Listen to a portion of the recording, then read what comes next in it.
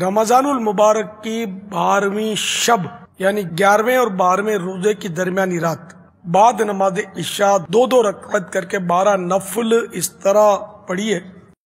کہ ہر رکعت میں سورہ فاتحہ کے بعد ایک بار سورۃ الاخلاص قل هو اللہ شریف پڑھیے، 12 نفل پڑھ کر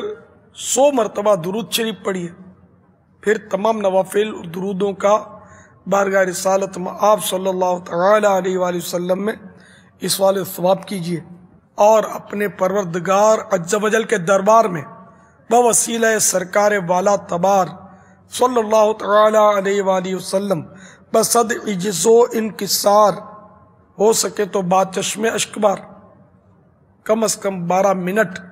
اپنے لیے یا اپنی بہن بیٹی کے لیے اچھے رشتے کی دعا کیجیے، انشاءاللہ تعالی اگلے رمضان شریف سے پہلے مراد پوری ہوگی۔